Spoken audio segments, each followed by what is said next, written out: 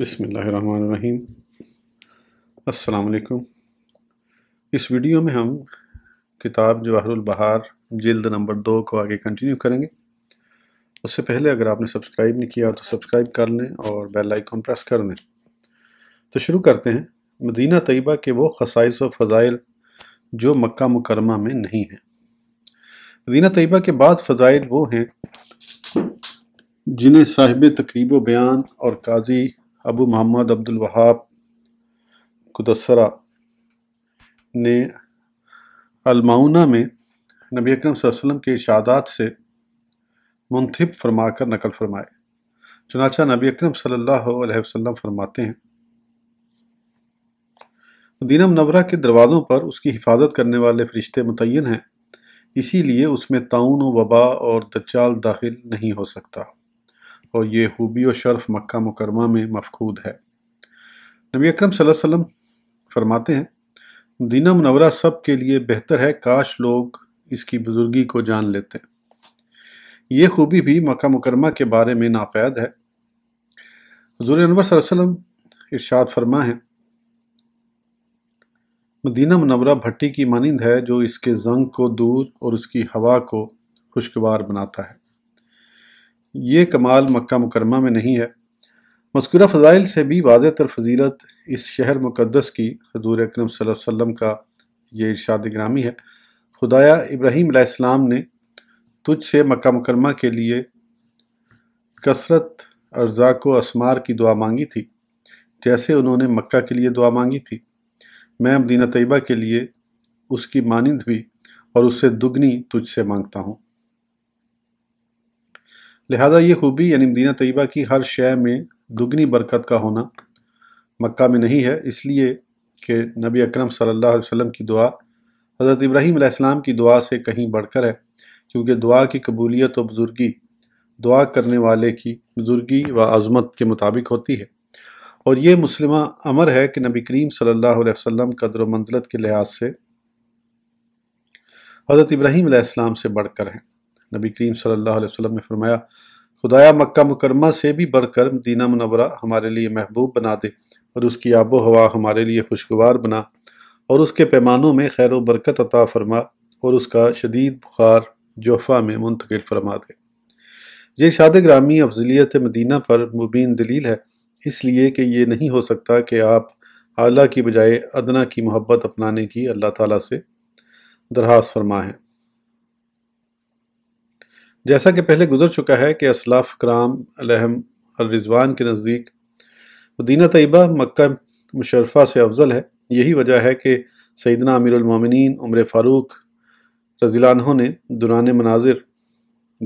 مناظرہ اپنے مد مقابل سیدنا ابن عباس رضی اللہ عنہما کے استدلال کا رد فرماتے ہوئے تحکماً فرمایا تھا، کیا تو یہ کہتا ہے کہ مکہ مکرمہ مدینہ منورہ سے برتر ہے؟ اس جملے کو آپ نے 3 مرتبہ دہرایا تھا، یعنی مکہ مدینہ طیبہ سے برتر کب ہو سکتا ہے؟ نبی کریم رؤوف رحیم صلی اللہ علیہ وسلم نے ارشاد فرما ہے، جو آدمی مدینہ منورہ کو ناپسندیدگی سے ترک کر کے کہیں اور آباد ہو جائے تو اللہ تعالیٰ مدینہ طیبہ میں اس سے بہتر آدمی کو آباد فرما دے گا۔ نبی کریم صلی اللہ علیہ وسلم نے فرمایا، مجھے ایسی بستی میں رہنے کا حکم ہوا جو تمام بستیوں پر فوقیت رکھتی ہے۔ لوگ تو اسے یثرب کہتے ہیں، مگر ہے وہ مدینہ۔ یہ بستی لوگوں کے گناہوں کو یوں صاف کرتی ہے جیسے بھٹی گندے لوہے کو صاف کرتی ہے۔ آپ کا یہ ارشاد کہ تاکل القرى یہ تمام بستیوں پر فائق ہے، اس کا مطلب یہ ہے کہ یہ تمام بلاد و امصار سے برتر ہے، اور اس کی بزرگی و عظمت سب شہروں اور قصبوں سے بڑھ کر ہے۔ ایمان کی جائے پناہ نبی اکرم صلی اللہ علیہ وسلم نے ارشاد فرمایا، اخیر زمانہ میں ایمان مدینہ منورہ میں یوں سمٹ کر آ جائے گا جیسے سانپ اپنے بل میں سمٹتا ہے۔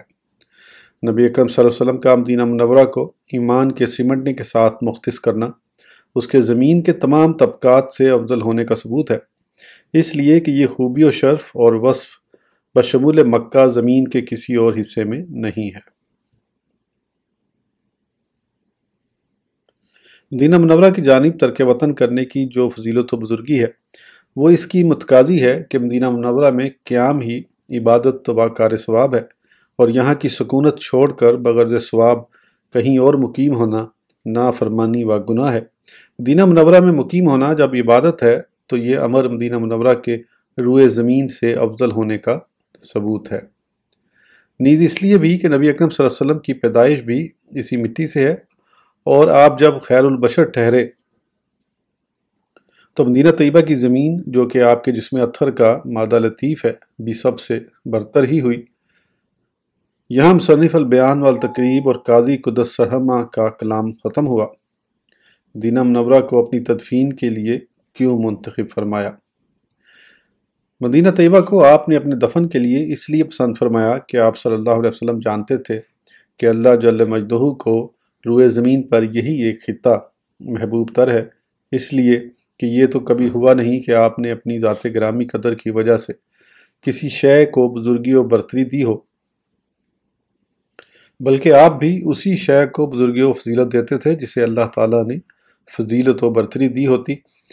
اسی کی معیت وہ حدیث گرامی ہے جو پہلے گزر چکی کہ جب ازواج مطہرات نے ام المومنین عائشہ رضی اللہ عنہا کو ان سب پر رضی اللہ عنہن آپ کا فوقیت دینے کے بارے میں گفتگو کی تو آپ نے ان کے شکوے کا جواب دیتے ہوئے فرمایا تھا، اس لیے کہ جو خوبی اس میں ہے وہ تم میں نہیں، اور وہ یہ کہ افضلیت عائشہ رضی اللہ عنہا کی وجہ تم میں سے ماسوا عائشہ رضی اللہ عنہا کے کسی کے بچھونے پر مجھے وحی نہیں آئی، یعنی نبی اکرم صلی اللہ علیہ وسلم چیزوں کو اسی قدر فضیلت مرحمت فرماتے تھے جس قدر کہ اللہ جل مجدہ نے کسی چیز کو فضیلت دی ہوتی تھی۔ سمجھ لے کے لیے اتنا ہی بس ہے۔ علماء مدینہ کے نزدیک مدینہ منورہ مکہ مکرمہ سے افضل ہے، اور مدینہ طیبہ کے علماء کرام علیہم الرضوان کا مذہب مبارک یہی ہے کہ مدینہ طیبہ مکہ معظمہ سے شرف و بزرگی میں کہیں برتر و افضل ہے۔ اور یہ کہ مسجد نبوی میں نماز ادا کرنا 1000 رکعت کی قید لگائے بغیر علی الاطلاق مسجد حرام میں نماز ادا کرنے سے افضل و برتر ہے، جبکہ بنسبت دوسری مساجد کے علاوہ مسجد اقصی مسجد نبوی میں نماز پڑھنا 1000 رکعت کا ثواب زیادہ ہے، اور مسجد اقصی میں 500 نماز کا ثواب ہے۔ بنابر مشہور و معروف حدیث کے علماء کرام مدینہ طیبہ کے مذہب پر ہی امام الائمہ مالک رضی اللہ عنہ فتویٰ ارشاد فرمایا کہ اگرچہ مکہ معظمہ ذاتی طور پر بے شمار فضائل و محامد کا حامل ہے، بائی ہمہ ان المدینہ افضل من مکہ، مدینہ طیبہ مکہ معظمہ سے افضل ہے۔ مکہ مکرمہ کے فضائل، یوں تو مکہ مکرمہ کے فضائل میں بکثرت نصوص پائے جاتے ہیں، اور بالغرض اگر اس کی کوئی فضیلت نہ بھی ہوتی تو اس کے لیے یہی ایک فضیلت کافی ہے کہ یہ شہر مقدس آفتاب نبوت کا جائے طلوع ہے، یعنی اسے مولد نبی صلی اللہ علیہ وسلم کا اختصاص حاصل ہے۔ اسی شہر مکرم میں نبی اکرم صلی اللہ علیہ وسلم منصب نبوت اور عطائے وحی الہی سے سرفراز فرمائے گئے۔ اسی مقدس مقام سے آپ کو مقام قاب قوسین 2 کمانوں کی قدر اور مقام دنا تک لے جایا گیا۔ ان کے علاوہ آپ کی وجہ سے اور بھی کئی خوبیاں اس شہر مقدس کو حاصل ہیں۔ مکہ مکرمہ کو آپ کی وجہ سے اور آپ سے پہلے ہونے والے انبیاء کرام علیہ السلام کی بدولت اگرچہ ایک خصوصیت عظمی حاصل ہے، لیکن سنت الہیہ یہ ہے کہ اس نے اپنے محبوب مکرم صلی اللہ علیہ وسلم کو ہر شے کا متبوع و مخدوم بنایا ہے، اور جیسا کہ پہلے گزر چکا ہے کہ ہر شے آپ ہی سے مشرف ہے، اور جس بھی چیز کو جو بھی کوئی بزرگی و کمال حاصل ہوا تو وہ آپ ہی کے طفیل حاصل ہوا۔ مدینہ منورہ کی جانب آپ کے ہجرت فرمانے کی نفیس وجہ یہی وجہ ہے کہ آپ ہمیشہ مکرم و محترم شہر مکہ میں تشریف فرما نہ رہے، کیونکہ آپ ہمیشہ مکہ مکرمہ میں ہی مقیم رہتے اور وہیں سے تبلیغ رسالت فرماتے رہتے، اور وہیں سے آپ کا سفر آخرت بھی ہوتا، تو پھر یہ وہم ہو سکتا تھا کہ آپ کو جو مرتبہ و مقام حاصل ہے وہ مکہ مکرمہ کی بدولت ہی حاصل ہے۔ یہی وجہ ہے کہ آپ مکہ معظمہ سے ہجرت فرما کر مدینہ منورہ کی جانب منتقل ہو گئے، تاکہ آپ کی ذات یکتائے روزگار کی طرح آپ کا شہر بھی انفرادیت کا حامل بن جائے، جس میں آپ ہی کے لیے خصوصی حرم اور مسجد و روضہ بنے،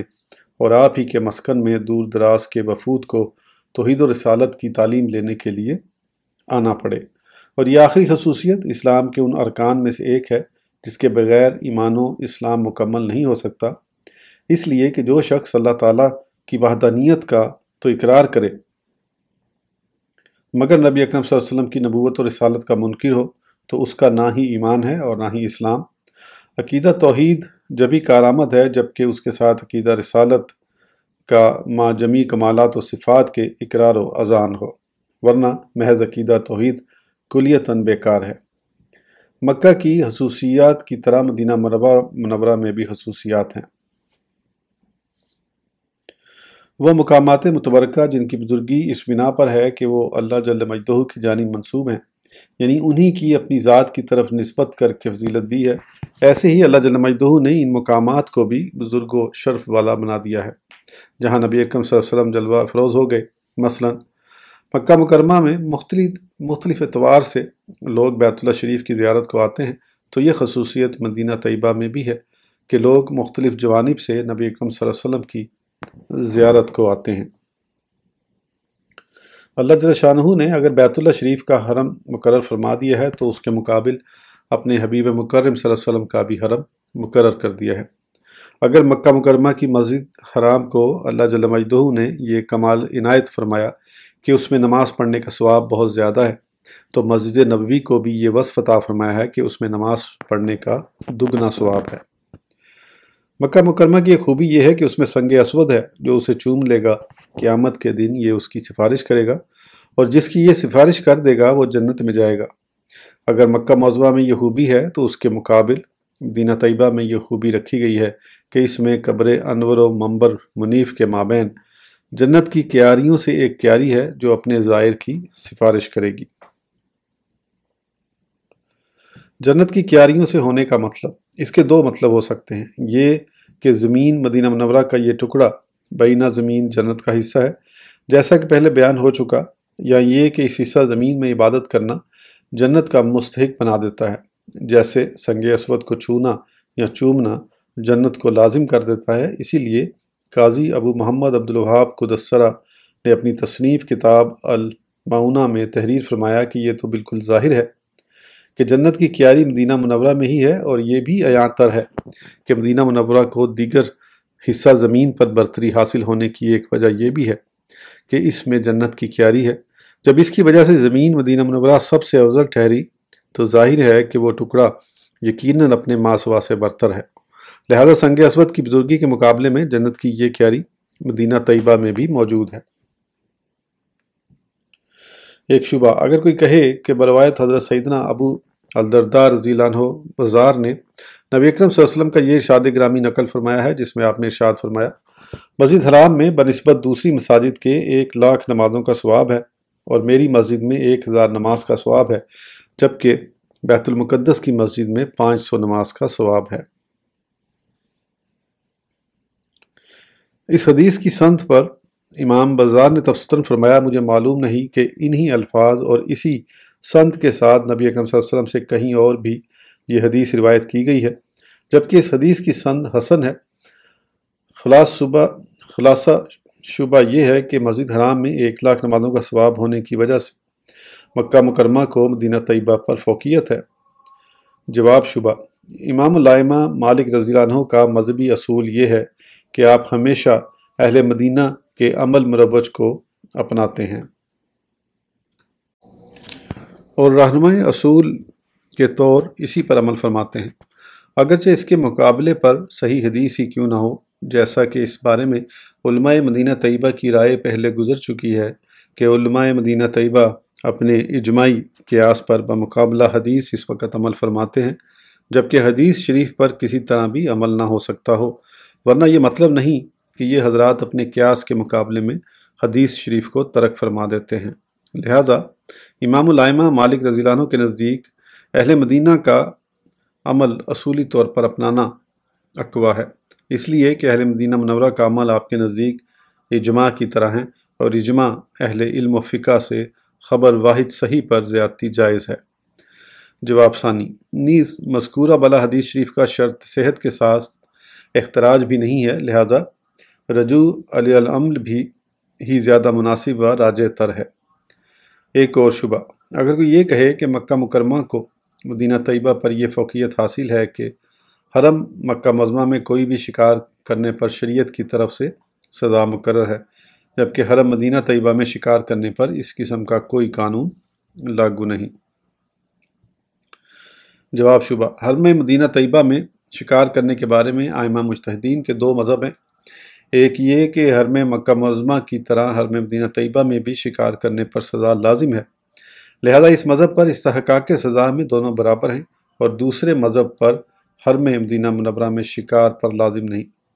دوسرے مذہب کی بنا پر اس کی توجیہ یہ ہو سکتی ہے، اس کی وجہ یہ ہے کہ یعنی حرم مدینہ طیبہ میں شکار پر سزا کا لازم نہ ہونا نبی اکرم صلی اللہ علیہ وسلم نے امت کے لیے ہمیشہ وہ لائحہ عمل پیش فرمایا اور انہی امور کی نشاندہی کی کہ جن میں کسی عمل کا مکلف بنائے بغیر اس کے مراتب میں اضافہ ہوتا رہے، اس لیے کہ اعمال تکلیفیہ میں بسا اوقات بعض یا اکثر سے کوتاہی کا امکان رہتا ہے، جو کہ مکلف کے لیے موجب نقصان ہے، نعوذ باللہ من ذالک۔ یہی وجہ ہے کہ نبی اکرم صلی اللہ علیہ وسلم نے امت سے وہ امور اٹھوا لیے جن میں غفلت و کوتاہی کا بعض سے امکان ہو سکتا تھا۔ اس لیے نبی اکرم صلی اللہ علیہ وسلم ہمیشہ امت کے لیے بارگاہ خداوندی میں تخفیف و آسانی کی درخواست فرماتے رہتے تھے۔ چنانچہ آپ کی اسی رافت و رحمت بھری التجاؤں ہی کا ثمرہ ہے کہ آپ کی سفارش، شفقت اور رحمت کے طفیل اللہ جل وعلا نے آپ کی امت سے 50 نمازوں کو 5 میں تبدیل فرما دیا، جن کا ثواب 50 ہی کے مساوی ہے۔ ایک اور شبہ: اگر یوں کہا جائے کہ مکہ مکرمہ کی طرف تو فریضہ حج کی ادائیگی کے لیے سفر کیا جاتا ہے، جبکہ نبی اکرم صلی اللہ علیہ وسلم کی زیارت کے لیے بحیثیت فرض کے سفر نہیں ہوتا۔ جواب شبہ: اس کی وجہ یہ ہے کہ جیسا پہلے کئی مقامات میں گزر بھی چکا کہ نبی اکرم صلی اللہ علیہ وسلم امت کے لیے ہمیشہ 2 باتیں ملحوظ خاطر اقدس رکھا کرتے تھے۔ آپ انہی امور و احکام کی نشاندہی فرماتے تھے جن میں شرف و فضیلت زیادہ ہوتی تھی،